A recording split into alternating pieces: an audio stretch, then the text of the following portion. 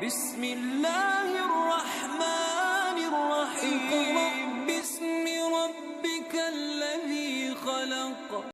Dear students, अस्सलाम वालेकुम। आज हम 10वीं क्लास की फ़िज़िक्स के चैप्टर नंबर 13 में से टॉपिक 13.7 पढ़ेंगे। ये टॉपिक है कैपेसिटर और कैपेसिटेंस। कैपेसिटर एक ऐसा आला है जो चार्ज स्टोर करने के लिए इस्तेमाल होता है।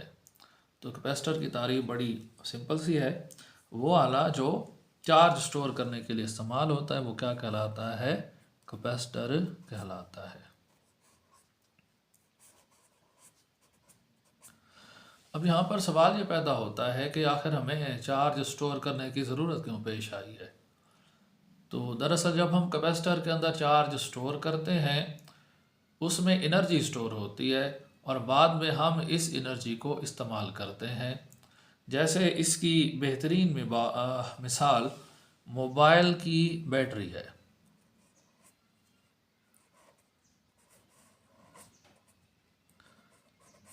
मोबाइल बैटरी बुनियादी तौर पर एक कैपेसिटर है।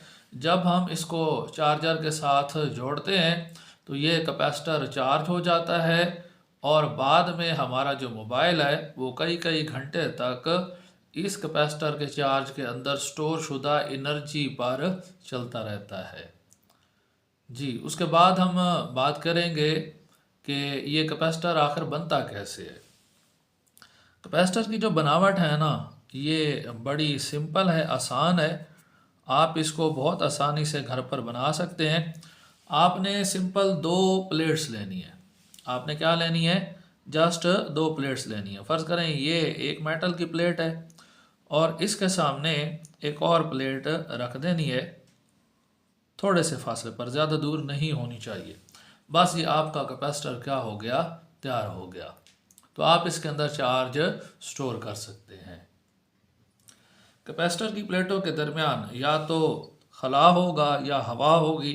तो हमारे माहौल में तो आमतौर पर हवा होनी है, या हवा के अलावा आप कोई भी इंसुलेटर इसकी प्लेट्स के दरमियान रख सकते हैं। कंडक्टर नहीं रखेंगे क्योंकि कंडक्टर फिर इन दोनों प्लेटों का ना मिला देगा। तो हमने इनको मिलाना नहीं है। इनके दरमियान कोई ना कोई इंसुलेशन आपको रखनी पड़ेगी। तो आप कागज़ का टुकड़ा रख सकते हैं या प्लास्टिक की शीट रख सकते हैं या लकड़ी का टुकड़ा रख सकते हैं, या फिर इसको ऐसे ही छोड़ दें तो इसकी प्लेटों के दरमियान क्या होगी? हवा होगी।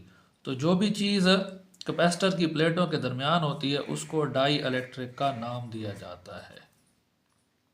जो मीडियम कैपेसिटर की प्लेटों के दरमियान होगा वो क्या कहलाएगा? डाई इलेक्ट्रिक कहलाएगा। तो अगर आपने कागज़ की शीट रखी है तो कागज़ डाई इलेक्ट्रिक होगा। अगर आपने प्लास्टिक शीट रख दी है तो प्लास्टिक डाई इलेक्ट्रिक होगा। और अगर आपने कुछ भी नहीं रखा, इसकी प्लेटों के दरमियान हवा है, तो हवा आप बतौर डाई इलेक्ट्रिक काम करेगी। जो डाई इलेक्ट्रिक है ना, आप अगली क्लासेस के अंदर इसकी डिटेल पढ़ेंगे। तो इसका बड़ा अहम रोल है कैपेसिटर की गुंजाइश को बढ़ाने में। मतलब मुख्तलिफ़ किस्म के डाई इलेक्ट्रिक यूज़ करने से जो कैपेसिटर की कैपेसिटेंस है वो क्या होती है? चेंज होती है। जी, नेक्स्ट हम बात कर लेते हैं कैपेसिटर की चार्जिंग की। तो कैपेसिटर की जो चार्जिंग है वो बड़ी सिंपल और आसान है। आपने कैपेसिटर को एक बैटरी के साथ जोड़ देना है। तो फ़र्ज़ करें ये हमारे पास कैपेसिटर मौजूद है। इधर हम जो है ना इसको बैटरी के पॉजिटिव टर्मिनल से जोड़ रहे हैं और जो इसकी दूसरी साइड है उसको हम जोड़ देते हैं बैटरी के नेगेटिव टर्मिनल से। आप लोगों को ये पता होगा कि बैटरी की एक टांग बड़ी बनाई जाती है, वो पॉजिटिव होती है, और दूसरी टांग छोटी बनाई जाती है, वो क्या होती है? नेगेटिव होती है। तो बस जैसे ही आपने कैपेसिटर को बैटरी के साथ जोड़ा और स्विच ऑन किया, वो कैपेसिटर चार्ज होना शुरू हो जाएगा। कैपेसिटर की वो प्लेट जिसको आपने पॉजिटिव टर्मिनल ऑफ बैटरी से जोड़ा है उस पर पॉजिटिव चार्ज आना शुरू हो जाएगा, और जिसको आपने नेगेटिव टर्मिनल ऑफ बैटरी से जोड़ा है उस पर नेगेटिव चार्ज आना शुरू हो जाएगा। अब आप जानते हैं कि अगर पॉजिटिव और नेगेटिव चार्ज आमने सामने हो, मतलब इस प्लेट का पॉजिटिव चार्ज इस प्लेट के नेगेटिव चार्ज के सामने है, तो दरअसल इनके दरमियान इलेक्ट्रिक फील्ड पैदा हो जाता है। इनके दरमियान क्या पैदा हो जाएगा? Electric field. और असल में कैपेसिटर का जो राज है वो यही इलेक्ट्रिक फील्ड है। जब इन दो अपोजिटली चार्ज्ड प्लेट्स के दरमियान इलेक्ट्रिक फील्ड पैदा हो जाता है तो वो चार्ज को प्लेटों से लीक नहीं होने देता, हिलने नहीं देता, और चार्ज बहुत लंबे अरसे तक इन प्लेट्स पर स्टोर रहता है। इसके बरक्स आप एक ही प्लेट के ऊपर चार्ज भी स्टोर कर सकते हैं, लेकिन वो चार्जेस ना एक दूसरे को धकेल धकेल कर प्लेट से भगा देते हैं, तो थोड़ी सी देर के अंदर ही एक प्लेट से चार्ज ख़त्म हो जाता है। तो इसलिए सिंगल प्लेट को बतौर कैपेसिटर इस्तेमाल नहीं किया जा सकता। तो डबल प्लेट्स को कैपेसिटर के तौर पर यूज़ करने के पीछे वजह क्या है कि इन प्लेट्स के ऊपर अपोजिट चार्ज होता है जिसके दरमियान इलेक्ट्रिक फील्ड पैदा हो जाता है, तो वो इलेक्ट्रिक फील्ड इन चार्जेस को प्लेट्स के ऊपर बांध कर रखता है, जकड़ कर रखता है, जाने नहीं देता। तो इस तरह कैपेसिटर लंबे अरसे तक चार्ज स्टोर कर लेता है।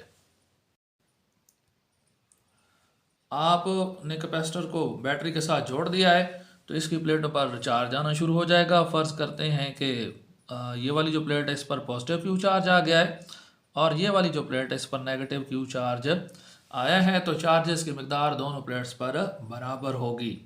और जब इनके ऊपर चार्ज आ जाएगा तो इनके दरमियान पोटेंशियल डिफरेंस पैदा हो जाता है। तो फ़र्ज़ करते हैं कि प्लेटों के दरमियान जो पोटेंशियल डिफरेंस पैदा हुआ है वो V के बराबर पैदा हुआ है।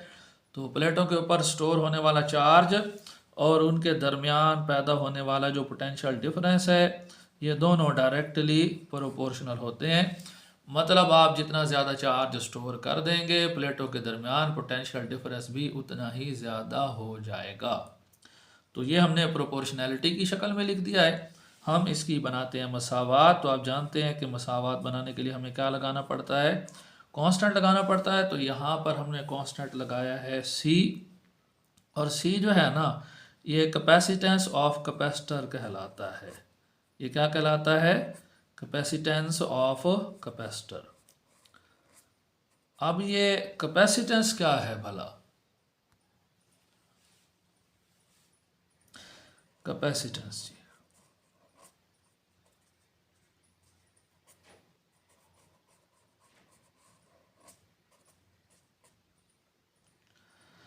कैपेसिटेंस जो है ना दरअसल ये कैपेसिटर की चार्ज को स्टोर करने की गुंजाइश है।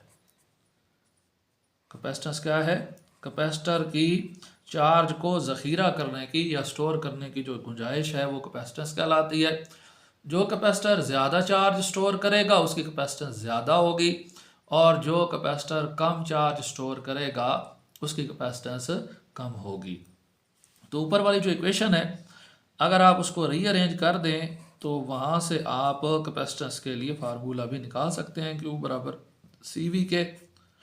तो V को उधर ले जाएं तो Q बटा V बराबर हो जाएगा C के, या आप साइडें चेंज कर लें तो C बराबर हो जाएगा Q बटा V के। तो लिहाजा हमारे पास कैपेसिटेंस ऑफ कैपेसिटर का फार्मूला क्या हो गया? C बराबर Q बटा V। तो यहाँ से आप इसका यूनिट भी मालूम कर सकते हैं।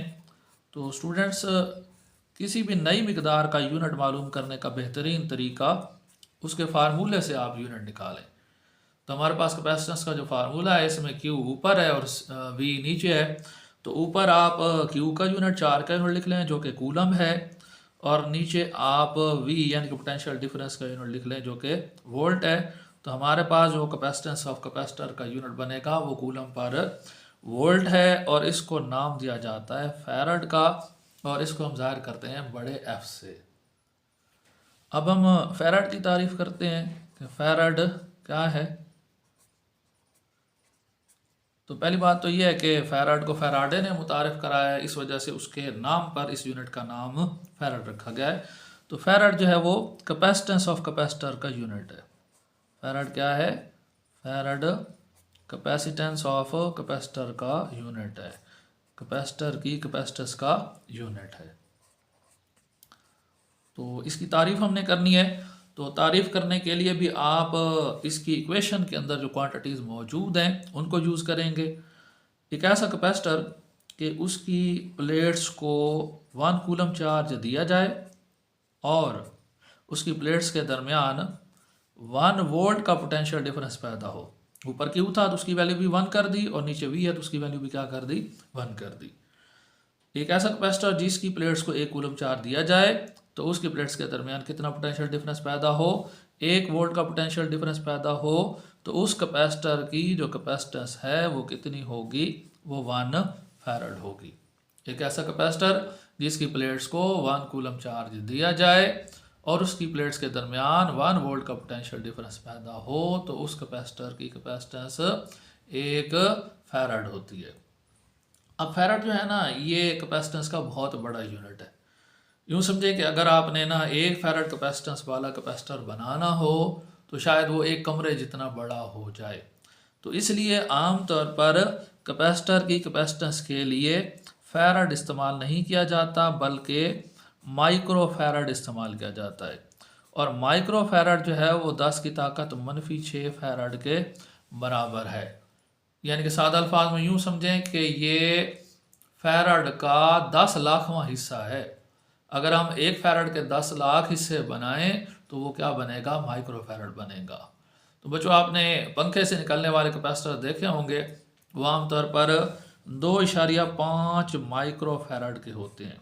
कितने होते हैं, 2.5 माइक्रो फैराड। चाहे तो वो पेडिस्टल फैन हो जिसको हम आमतौर पर डंडे वाला पंखा कहते हैं, चाहे वो सीलिंग फैन हो यानी कि छत वाला पंखा, तो दोनों का ही कैपेसिटर 2.5 माइक्रो फैराड का होता है। तो उसका साइज़ आप लोगों ने देखा होगा, वो अच्छा खासा बड़ा होता है। तो अगर ये 10 लाख में हिस्से में हम यूनिट ले रहे हैं और इतनी थोड़ी सी वैल्यू है 2.5 माइक्रो फैराड, तो उसके बावजूद भी कैपेसिटर का साइज़ आधी हथेली जितना है या छोटे बच्चे की मुट्ठी जितना है, तो फिर यकीनन 1 फैराड कैपेसिटर जो होगा, 1 फैराड गुंजाइश वाला कैपेसिटर जो होगा वो तो तकरीबन 1 कमरे जितना ही हो जाएगा। तो लिहाजा कैपेसिटर का स्टैंडर्ड यूनिट है तो फैराड, लेकिन आमतौर पर फैराड को रियल लाइफ के अंदर इस्तेमाल नहीं किया जाता। किसको इस्तेमाल किया जाता है, माइक्रो फैराड को। और इसकी लॉजिक, इसकी रीज़न क्या है कि फैराड बहुत बड़ा यूनिट है, इसलिए उसका 10 लाखवां हिस्सा यानी कि माइक्रो फैराड डेली लाइफ के अंदर इस्तेमाल किया जाता है। नेक्स्ट हम बात करेंगे कैपेसिटर को जोड़ने के तरीके।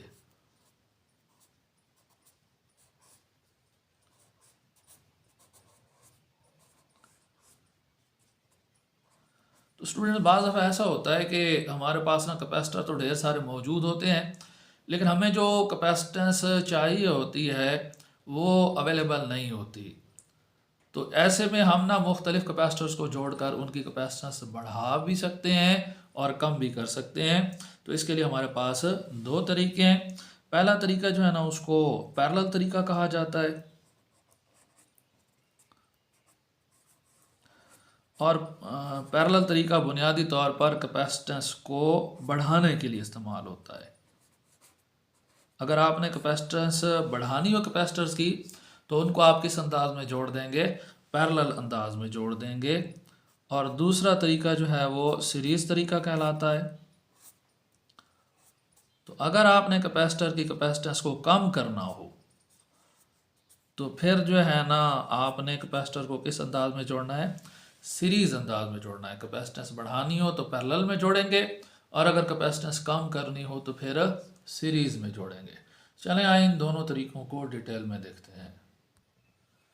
कैपेसिटर को पैरेलल में जोड़ने का जो तरीका है, इस तरीके में हर कैपेसिटर के लिए सर्किट में से अलग तार खींची जाती है, अलग लाइन निकाली जाती है। तो जब हर कैपेसिटर को अलग लाइन के अंदर जोड़ा जाएगा तो ये तरीका क्या कहलाएगा, पैरेलल का तरीका कहलाएगा। मतलब फ़र्ज़ करें ये हमारे पास ना सर्किट का एक पॉइंट ए है, हमारे पास 3 कैपेसिटर हैं। फ़र्ज़ करें ये एक कैपेसिटर है जिसकी कैपेसिटेंस C1 है, ये हमारे पास दूसरा कैपेसिटर है जिसकी कैपेसिटेंस हम फ़र्ज़ करते हैं कि C2 के बराबर है, और ये हमारे पास फ़र्ज़ करें तीसरा कैपेसिटर है जिसकी कैपेसिटेंस C3 के बराबर है। तो हम इन 3 कैपेसिटर्स को पैरेलल में जोड़ना चाहते हैं, तो हमें हर कैपेसिटर के लिए अलग तार, अलग लाइन निकालनी पड़ेगी। अच्छा बच्चों, कैपेसिटर का सिंबल बैटरी से मैच करता है, बस फ़र्क ये होता है कि बैटरी की एक लाइन लंबी और दूसरी छोटी होती है, लेकिन कैपेसिटर में दोनों लाइनें बराबर होती हैं। तो आपके पास जो है ना सर्किट का ये पॉइंट ए है, तो आपने एक तार खींची और कैपेसिटर 1 को उससे जोड़ दिया, दूसरी खींची और कैपेसिटर 2 को इससे जोड़ दिया, तीसरी खींची और कैपेसिटर 3 को इससे जोड़ दिया।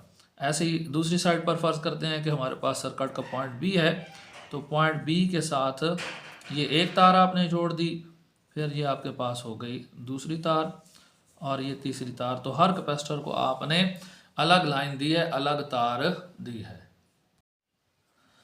इसमें आप तारीफ कुछ ऐसी भी कर सकते हैं कि अगर तमाम कैपेसिटर की बाईं प्लेट को सर्किट के एक पॉइंट से जोड़ दिया जाए, फर्ज करें वो पॉइंट ए है, और तमाम कैपेसिटर की दाईं प्लेट को सर्किट के दूसरे पॉइंट फर्ज करें बी से जोड़ दिया जाए, तो ये तरीका क्या कहलाएगा? पैरेलल तरीका कहलाएगा।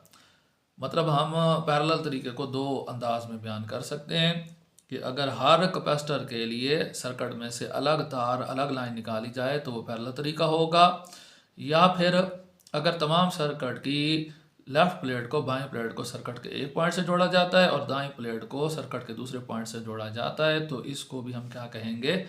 पैरेलल तरीका कहेंगे।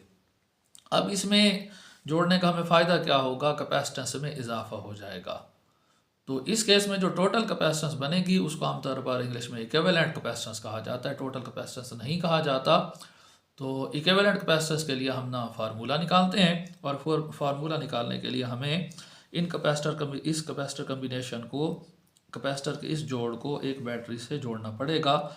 तो फर्ज करते हैं कि हमने ये पॉइंट 1 जो है, पॉइंट ए जो है बैटरी के पॉजिटिव टर्मिनल से जोड़ दिया है, और पॉइंट बी जो है वो बैटरी के नेगेटिव टर्मिनल से जोड़ दिया है। तो अब पैरेलल कम्बिनेशन की ख़ास बात यह है कि जो तमाम कैपेसिटर हैं ना, वो डायरेक्टली बैटरी से जुड़ जाते हैं। ये जो तार के ज़रिए जुड़े हुए हैं, दरमियान में और कोई चीज़ नहीं आ रही, ना कोई रजिस्टर आ रहा है, ना कोई और चीज़ आ रही है, तो ये समझें कि बैटरी के साथ डायरेक्ट जुड़े हुए हैं। तो जब ये डायरेक्ट जुड़ जाते हैं तो फिर सबका जो पोटेंशियल डिफरेंस होगा ना, वो बैटरी के पोटेंशियल डिफरेंस के बराबर होगा। अगर इसका पोटेंशियल डिफरेंस हम V1 फ़र्ज़ करें, इसका हम V2 फ़र्ज़ करें, और इसका हम V3 फ़र्ज़ करें, और बैटरी का पोटेंशियल डिफरेंस V फ़र्ज़ करें, तो ये तीनों जो पोटेंशियल डिफरेंसेस होंगे कैपेसिटर्स के अक्रॉस, ये सारे इस बैटरी के पोटेंशियल डिफरेंस V के बराबर होंगे। यानी हम राइट कर सकते हैं कि V1 बराबर है V2 के, और V2 बराबर है V3 के, और ये सारे किसके बराबर हैं? V के बराबर हैं। लेकिन ऐसे में क्योंकि हर कैपेसिटर का रास्ता ना मुख्तलिफ है और कैपेसिटेंस भी क्या हो सकती है? डिफरेंट हो सकती है, तो ऐसे में जो चार्ज होगा या जो करंट होगा जो हर कैपेसिटर में से पास होगा वो सेम नहीं होगा। मतलब फ़र्ज़ करें इस कैपेसिटर में से जो चार्ज पास हो रहा है वो Q1 है, दूसरे कैपेसिटर में से पास होने वाला चार्ज Q2 है, और तीसरे कैपेसिटर में से पास होने वाला चार्ज Q3 है, और बैटरी जो टोटल चार्ज प्रोवाइड कर रही है फ़र्ज़ करें Q है। तो ये तीनों चार्जेस Q1, Q2, Q3 आपस में बराबर नहीं होंगे, बल्कि इन तीनों चार्जेस का जो सम होगा वो बैटरी के मुहैया करदा असल चार्ज Q के बराबर होगा। यानी कि जो असल चार्ज Q यहाँ से आ रहा है ना, वो पॉइंट ए पर आकर 3 हिस्सों में तकसीम हो गया है। एक हिस्सा Q1 की शक्ल में पहले कैपेसिटर से गुजरा, दूसरा हिस्सा Q2 की शक्ल में दूसरे कैपेसिटर से गुजरा, और तीसरा हिस्सा Q3 की शक्ल में तीसरे कैपेसिटर से गुजरा। दैट मीन के पैरेलल कम्बिनेशन में जो बैटरी की तरफ से मुहैया करता टोटल चार्ज Q होता है वो तमाम कैपेसिटर्स के दरमियान तकसीम हो जाता है। अब इसका बराबर तकसीम होना ज़रूरी नहीं है, ये तकसीम असल में कैपेसिटर की कैपेसिटेंस के ऊपर डिपेंड करती है। बहरहाल जो बैटरी का टोटल चार्ज है वो इन तमाम चार्जेस के सम के बराबर होगा, यानी कि Q बराबर है Q1 plus Q2 plus Q3। तो इसी बात की बुनियाद पर हम टोटल कैपेसिटेंस यानी कि इक्विवेलेंट कैपेसिटेंस मालूम करेंगे। हम जानते हैं कि कैपेसिटर की जो कैपेसिटेंस है उसका फार्मूला हमारे पास कुछ ऐसे है, Q बराबर CV। तो इस फार्मूला को बुनियाद बनाते हुए हम इन तमाम चार्जेस के लिए ना इक्वेशन लिखेंगे। अच्छा, इधर ये टोटल चार्ज है तो ये जो है ना कैपेसिटेंस भी टोटल होगी, जिसको इक्विवेलेंट कहा जाता है, तो इसके साथ हम E लगा देते हैं। इसी तरह जो दूसरे कैपेसिटर का चार्ज है Q1 वो बराबर होगा C1V1, और जो Q2 है वो बराबर होगा C2V2, और जो Q3 है वो बराबर होगा C3V3। ठीक हो गया। तो इसको आप नाम दे दें इक्वेशन 1 का, और ये जो वैल्यूज़ हमने राइट की हैं वो इक्वेशन 1 के अंदर दर्ज करते हैं। तो Q1 Q2 और Q3 की वैल्यूज़ एक में दर्ज करने से, तो Q की जगह क्या आ जाएगा, CEV। Q की जगह क्या आएगा, CEV। अच्छा, ये E कैपिटल भी यूज़ होता है, CEV, सॉरी। और Q1 की जगह क्या आएगा, C1V। और Q2 की जगह क्या आएगा, C2V।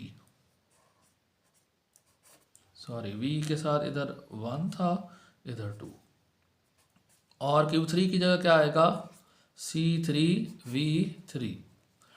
अब हम पीछे बयान कर चुके हैं कि V1 V2 V3 ये सारे आपस में बराबर हैं, और ये सारे किसके बराबर हैं, V के बराबर हैं। तो आप V1 V2 V3 सब की जगह V डाल दें, तो हमारे पास जो इक्विवेलेंट कैपेसिटेंस होगी CE इंटू V, ये बराबर हो जाएगा किसके, C1V plus C2V plus C3V। अब आप दाईं तरफ ना तमाम टर्मों में से V मुश्तरिक ले लें, तो हमारे पास क्या आ जाएगा, CEV बराबर जी, यहाँ से V आ गया कॉमन, पीछे बचेगा यहाँ से C1, यहाँ से C2 और यहाँ से C3। तो ये आप कैंसिल कर लें V के साथ V, तो हमारे पास फाइनल फार्मूला आ जाएगा इक्विवेलेंट कैपेसिटेंस का, जो कि CE है, और ये बराबर है किसके, C1 plus C2 plus C3। तो मतलब ये हुआ कि जब आप कैपेसिटर्स को पैरेलल में जोड़ते हैं तो उनकी जो इक्विवेलेंट कैपेसिटेंस है, उनकी जो टोटल कैपेसिटेंस है, वो कैपेसिटर की कैपेसिटेंसेस को सिंपली ऐड करने से हासिल होती है, जिसका नतीजा ये होता है कि जब आप टोटल कैपेसिटेंस निकालेंगे तो उसमें आपको इजाफा नज़र आएगा। तो हम इस चीज़ को अमली मिसाल की मदद से समझते हैं। फ़र्ज़ करें हमारे पास 3 कैपेसिटर हैं। पहले कैपेसिटर की कैपेसिटेंस हम फ़र्ज़ कर लेते हैं कि 6 फैराड है, दूसरे की भी फ़र्ज़ कर लें कि हमारे पास 6 फैराड है, और तीसरे कैपेसिटर की भी कैपेसिटेंस हम फ़र्ज़ करते हैं कि 6 फैराड है। अगर हम इन 3 कैपेसिटर्स को पैरेलल में जोड़ दें तो हमें टोटल कैपेसिटेंस कितनी हासिल होगी। तो फार्मूला लगाते हैं, CE बराबर C1 plus C2 plus C3। तो C1 की वैल्यू हमारे पास है 6, C2 भी कितना है 6, और C3 भी कितना है 6। तो जब हम तीनों को ऐड कर देंगे तो हमारे पास जो इक्विवेलेंट कैपेसिटेंस है CE वो किसके बराबर हो जाएगी, 6 जमा 6 जमा 6 18। तो 18 फैराड हमें कैपेसिटेंस हासिल होगी इन 3 कैपेसिटर्स को पैरेलल में जोड़ने से। तो यहाँ से ये साबित हो गया कि जब आप कैपेसिटर्स को पैरेलल में जोड़ेंगे तो इक्विवेलेंट कैपेसिटेंस बढ़ जाएगी, टोटल कैपेसिटेंस बढ़ जाएगी। अच्छा स्टूडेंट्स, आपसे भी अगर कोई मिस्टेक हो जाए तो ना उसको ज़्यादा रगड़ रगड़ के ना हाईलाइट ना किया करें, बस हल्की सी लाइन खींच दें ताकि मार्किंग करने वाले को पता चल जाए कि यहाँ पर कोई मिस्टेक हुई है। रिमूवर का जो यूज़ है उससे अवॉइड करें क्योंकि वो एग्ज़ाम के अंदर अलाउड नहीं है। चलिए अब हम चलते हैं सीरीज़ कम्बिनेशन की तरफ। अगर तमाम कैपेसिटर्स को एक ही लाइन के अंदर जोड़ा जाए, एक ही तार में जोड़ दिया जाए, तो ये तरीका सीरीज़ तरीका कहलाता है। मतलब जो सर्किट आपके पास चल रहा है उसी की ही तार को आपने काट कर उसी एक ही लाइन के अंदर तमाम कैपेसिटर्स को जोड़ देना है, अलग अलग तार लगाने की ज़रूरत नहीं है। तो ये तरीका क्या कहलाएगा, सीरीज़ तरीका कहलाएगा। चलें तो इस बात को शक्ल की मदद से समझते हैं।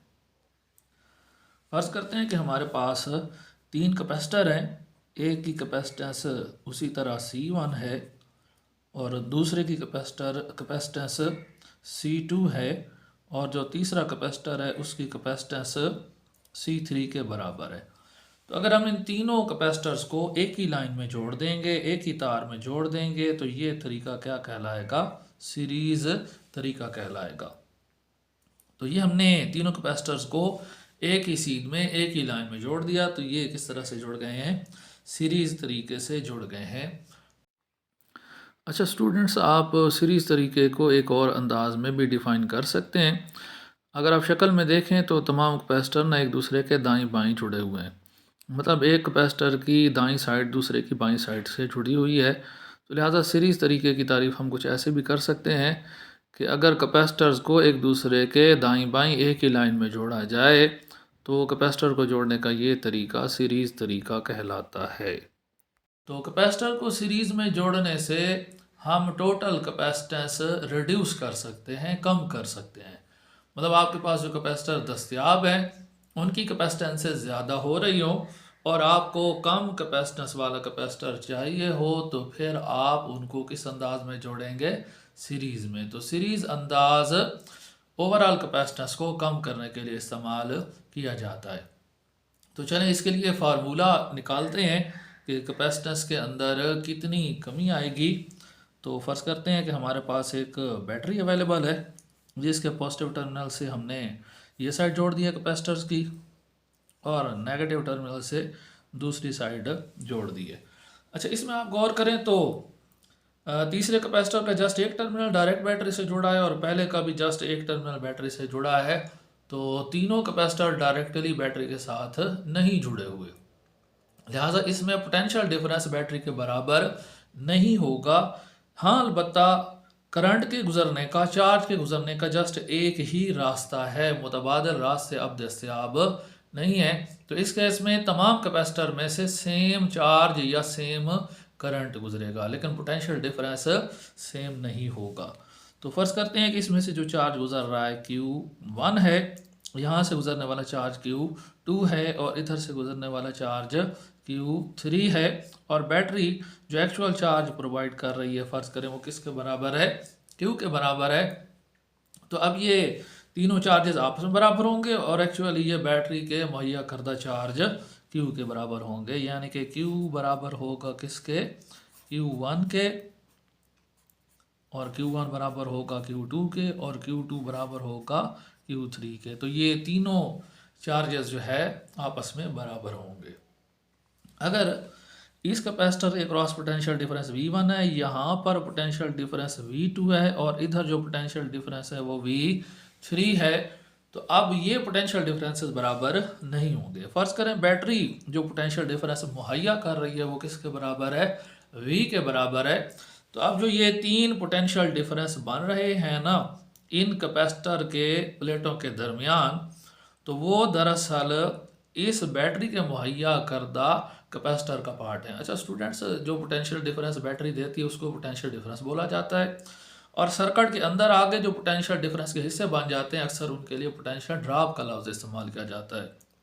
होते ये भी पोटेंशियल डिफरेंस ही है लेकिन इनको क्या बोला जाता है? Potential drop. मतलब यहाँ पर जो पोटेंशियल डिफरेंस है वो V है और उसके तीन हिस्से हो गए हैं। एक पोटेंशियल ड्रॉप V1 बना है, दूसरा पोटेंशियल ड्रॉप V2 बना है और तीसरा पोटेंशियल ड्रॉप V3 बना है। तो अब ये जो तीनों पोटेंशियल डिफरेंसेस हैं ना, ये असल में बैटरी के एक्चुअल पोटेंशियल डिफरेंस के सम के बराबर होंगे। सॉरी, इन तीनों पोटेंशियल डिफरेंसेस का जो सम है वो बैटरी के पोटेंशियल डिफरेंस V के क्या होगा? बराबर होगा। मतलब V जो है वो किसके बराबर होगा? V1 plus V2 plus V3। तो इसी इक्वेशन की बुनियाद पर ना हम टोटल कैपेसिटेंस, इक्विवेलेंट कैपेसिटेंस मालूम करेंगे। तो इसको हम नाम दे देते हैं इक्वेशन नंबर 1 का। स्टूडेंट्स, अगेन हम कैपेसिटर की जो बेसिक इक्वेशन है Q बराबर CV वो यूज़ करेंगे। तो Q बराबर CV। एक्चुअली हमने इस दफ़ा पोटेंशियल डिफरेंसेस की वैल्यूज पुट करनी है, तो हम इस इक्वेशन में से V की वैल्यू अलग करते हैं, C को दूसरी साइड पर शिफ्ट कर दें तो Q बटा C बराबर हो जाएगा किसके? V के। इक्वेशन की मसावात की साइडें चेंज कर लें तो V बराबर हो जाएगा किसके? Q बटा C के। लेकिन इधर क्योंकि हम बात करेंगे टोटल कैपेसिटेंस, इक्विवेलेंट कैपेसिटेंस की, तो इसके साथ हम E लगा देते हैं। तो V बराबर हो गया Q बटा CE के। इसी को मद्देनजर रखते हुए पोटेंशियल डिफरेंस V1 की इक्वेशन राइट करते हैं तो V1 बराबर हो जाएगा किसके? Q1 बटा C1। और इसी तरह V2 किसके बराबर होगा? Q2 बटा C2। और इसी तरह V3 किसके बराबर होगा? Q3 बटा C3। अब हम ये तमाम वैल्यूज जो है वो इक्वेशन नंबर 1 के अंदर डाल देते हैं। तो इक्वेशन 1 में कीमतें दर्ज करने से, कीमतें दर्ज कर लें। V की जगह हमारे पास क्या आ जाएगा? Q बटा C।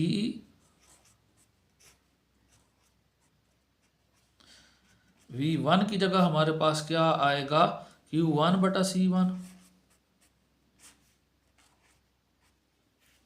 और V2 की जगह क्या आएगा? Q2 बटा C2। और इसी तरह V3 की जगह क्या आएगा? Q3 बटा C3। पीछे हम बता चुके हैं कि Q1, Q2, Q3 ये सारे ही Q के बराबर हैं। तो इस इक्वेशन में हम Q1, Q2, Q3 सब की जगह Q डाल देते हैं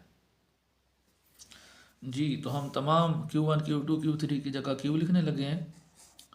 Q ओवर C बराबर Q बटा C1 जमा Q बटा C2 जमा Q बटा C3। अब आप इस हिस्से में से, इन टर्मों में से Q मुश्तरिक ले लें तो हमारे पास क्या आ जाएगा? Q बटा CE बराबर Q आ गया मुश्तरिक, तो यहाँ से बचेगा 1 बटा C1 जमा 1 बटा C2 और जमा 1 बटा C3।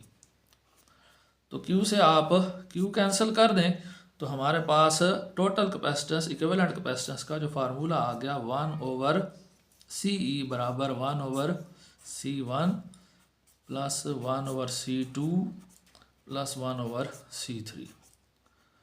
तो जब आप कैपेसिटर्स को सीरीज कॉम्बिनेशन में जोड़ते हैं तो उनकी इक्विवेलेंट कैपेसिटेंस का जो फार्मूला है वो रेसिप्रोकल की शक्ल में आता है, बट्टों की शक्ल में आता है।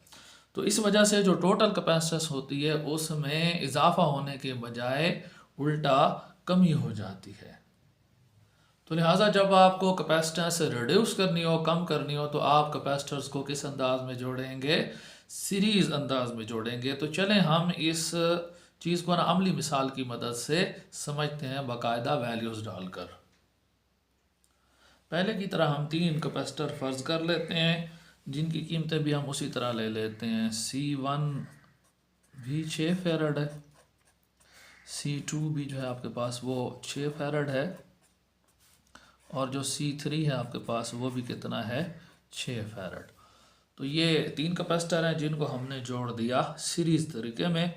तो अब हम इनकी इक्विवेलेंट कैपेसिटेंस निकालते हैं जो कि 1 बटा CE बराबर 1 बटा C1 की जगह 1 बटा 6 जमा 1 ओवर C2 की जगह भी 1 बटा 6 और 1 ओवर C3 की जगह भी 1 बटा 6। तो इन सब का एलसीएम हमारे पास क्या आएगा? 6 आएगा। 1 जमा 1 जमा 1, 1 जमा 1 जमा 1। तो ये हमारे पास कितना हो गया? ये हो गया 3 बटा 6। तो हमें 1 बटा CE नहीं चाहिए, हमें CE चाहिए, इक्विवेलेंट कैपेसिटेंस चाहिए। तो दोनों साइडों को ना उल्टा कर देते हैं। तो CE बटा 1 हो जाएगा लेफ्ट साइड पर और राइट साइड पर हो जाएगा 6 बटा 3। तो 3 कम 3 और 3 2 6। तो CE बटा 1 लिखने की ज़रूरत नहीं है। लेफ्ट साइड पर हमारे पास सिंपल क्या आ गया? CE आ गया और राइट साइड पर हमारे पास क्या आ गया? 2 फैरड। तो देखिए हमने 6 फैरड के 3 कैपेसिटर सीरीज़ में लगाए थे।